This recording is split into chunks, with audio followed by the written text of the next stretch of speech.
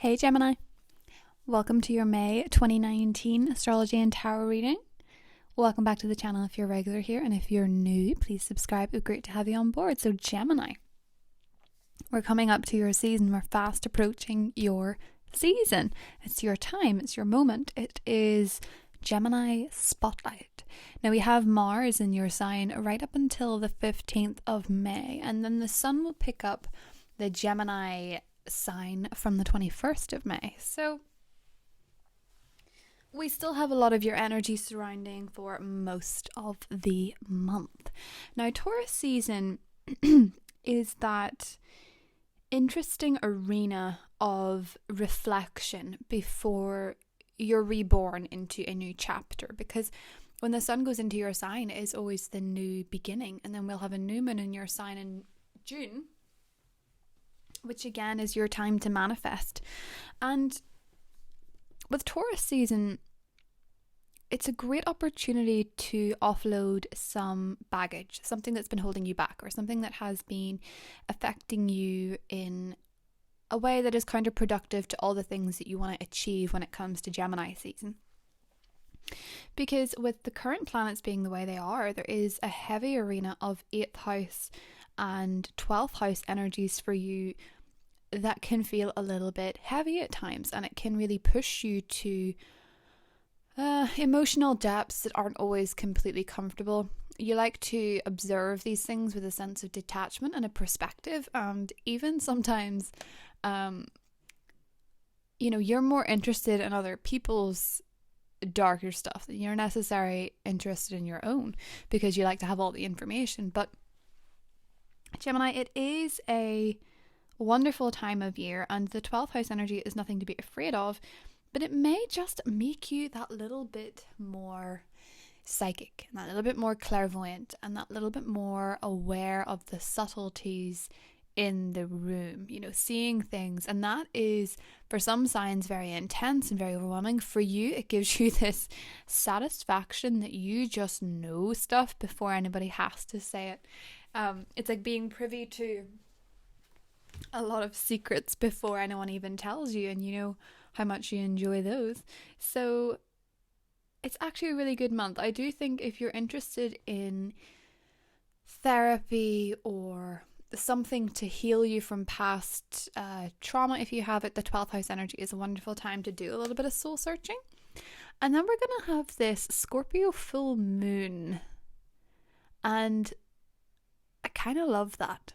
I kind of love that for you guys, because it is 6th house energy of habit. So with the 12th house energy and the 6th house energy, it kind of feels like you could potentially break a limiting habit of a lifetime and really recharge and be a better version of yourself in time for your season. It's kind of cool in a way that the planets do all this stuff just before you have your moment, to make sure that you're doing it authentically and truthfully. And those Libra full moons in the 5th house could really have shaken up your love life, particularly with Jupiter going retrograde in your partnership sector. So some perspective and some positive changes and some home truths for you are gonna really, really, really benefit who you are and what you bring to your Gemini season this year. So let's see what we've got for you. The 8th of May in particular, think about that day, because it could bring you about some really interesting clairvoyant moments, psychic moments, serendipitous moments, really healing conversations, because your ruler Mercury conjuncts Uranus both in the 12th, and there could be a surprise. There could be something that really surprises you or shocks you, or you could have a really healing conversation that releases you. So this month has a lot to do with release. 8 of Pentacles, the Hanged Man, the 2 of Cups, nice, the Ace of Cups, okay, and the Lovers, wow, okay, let's see what's with the Lovers. King of Cups and the King of Swords and the Sun, good lord. Now this is a happy reading. Okay. Oh, Gemini. This is nice. I like this. I like this a lot. Okay. So even if you're struggling with something, even if you're finding self-love a little bit hard to come by at certain parts in May, somebody else is definitely doing it for you. The Lovers. So there's one of two things I see here. There's choices. There could be choices between a water sign, a Scorpio, Cancer, Pisces, and an air sign, an Aquarius, Libra, Gemini. But the King of Swords can also represent you and your union with this person. The Sun, I love that. You could be dealing with a Scorpio just because Scorpio had the same Sun card placement, and Scorpio is a water sign, so you could be dealing with a Scorpio. You could also be dealing with a Pisces, a Cancer. Water signs are the most potent energy in this, but that does not mean that they have to be. It could be their moon or rising or Venus or whatever. The Lovers is your energy. The Lovers is raw, authentic vulnerability. It kind of feels a little bit as though, with the 12th house, the Ace of Cups, the emotional overload that you might feel in May will feel very challenging to you. It'll feel kind of uncomfortable to you. That's why the Ace of Cups is in the challenge. It may feel a little bit overwhelming, a little bit heavy, a little bit too much. But you know what it is, Gemini? There's somebody in your life, and I'm not saying it has to be romantic. This can even be in the workplace. It can be in your family. It can be in your friends. But there is somebody who really wants to support you. With the Two of Cups, they come to each other equally. They come to each other with equal offers and they meet in the middle. The Six of Pentacles is helping somebody who needs the help, okay? Again, the Death card is here, so I'm thinking there could be a Scorpio person, but it doesn't have to be. It can represent the Scorpio full moon, you see. So the Scorpio full moon may make you aware of somebody who wants to offer you support, a kind word, an ear, anything. They want to offer you an opportunity for you to have your say and to process things and to work through your feelings, because there's a delayed healing, there's a delayed trauma, there's a delayed pain that you need to acknowledge, and it could go back. For some reason, for some of you, it kind of goes back to your school days. I don't know. But with the Lovers, there's this lovely vulnerability, and this is where I'm getting with this. You see the nudity in the Lovers and the nudity in the Sun. It represents vulnerability, being authentic, being completely yourself, being who you truly are without fear of what that can expose you to.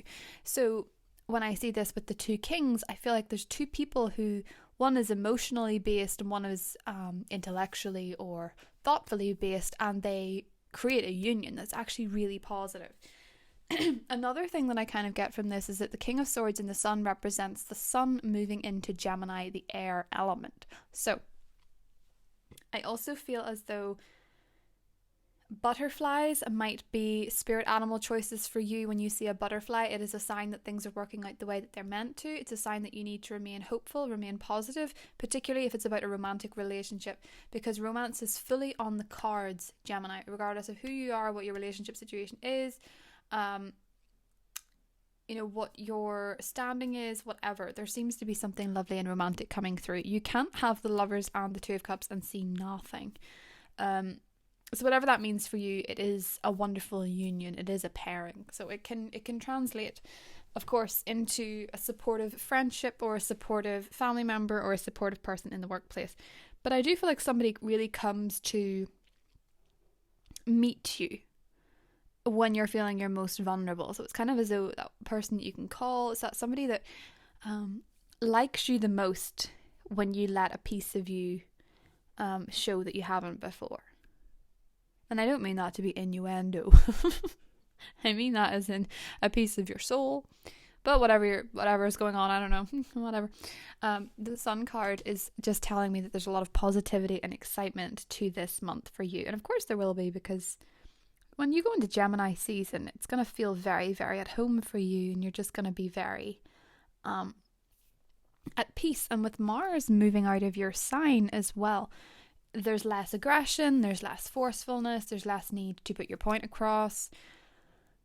And when Mars moves into Cancer, it gives you much more of a financial element. It gives you much more onus on building solid foundations, so putting your energy into the groundwork. And we know that you're doing that because the tower isn't here, and the tower appears when you're not quite doing the right groundwork, or you're not building solid foundations. So I'm struggling to say what's negative.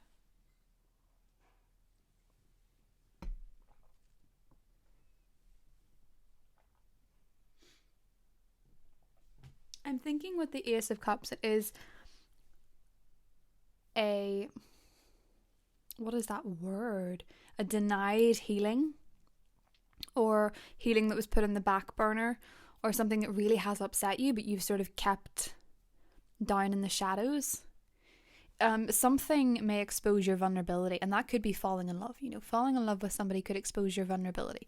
Finding somebody that you really care about could expose your vulnerability, and that's maybe why the Ace of Cups is in the challenge, because you weren't aware of a wound until you had somebody that could possibly open it again, maybe. Okay, the opportunity may present itself in May. So if there's nobody in your life and you're watching in the first week of May, please don't say no, this isn't going to happen, because then you're just blocking yourself. And chances are, if you like to put it out there that it's not going to happen, it's because you're not actually willing for it to happen, or you don't really want it to happen deep down. Because if you wanted it to happen, you'd be open to it. So that may be something you have to experience with Saturn and Pluto retrograding in the 8th and all the 12th house energy. Because 12th house and 8th house energy is very harmonious. So don't be afraid of this season, because the big hitting planets, like, the heavier planets like Uranus and Saturn and Pluto, are all very much connected. They're very compatible. And then with the Sun and Venus and whatever being there, it's gonna be very, very, very comfortable for you. It's looking like a beautiful time to find love. And what's really cool about this is that Venus hasn't yet gone into Gemini. I think it goes into Gemini in June, I think, which brings more of the same. Because, people see Venus in the 12th and they think, it's not really open to love. But Venus is always open to love. It's just when it's in the 12th, it means that there could be old wounds with love that reappear, as indicated here. And it can also mean that being vulnerable is the key to finding that romance that you crave. So I'm going to draw some spirit animal cards and see what we get. Ooh. The sea serpent and the cosmic egg. I'm going to draw one more. Oh, the crow. Nice. There's something underneath the crow I have to separate.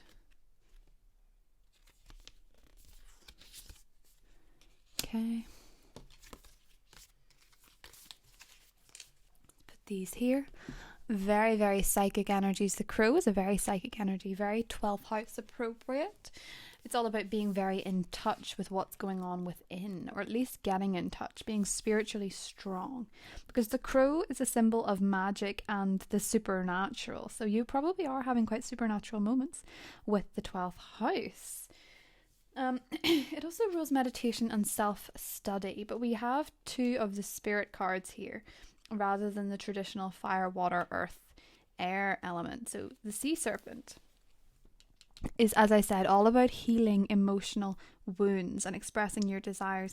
It's like you connect to somebody so strongly just by being authentically yourself and really allowing yourself to flood with the emotions that you feel and processing them and being vulnerable. Because Gemini, sometimes people do think you don't feel a thing because you can appear to have it all together and be interested in, it can come across sometimes that you're more interested in superficial, but in reality there's a human under there, there's a soul under there, and people want to see that side. The cosmic egg, there's a sense of completion and lifting the self-limiting beliefs and the self-limiting behavior and being connected to somebody in the most authentic way. So I really love this month for you, Gemini. I think it's actually really beautiful. The cards couldn't be any more exciting and romantic and lovely. So I really hope you enjoy this month and have a great time. And I will see you next month for more Gemini season. Bye.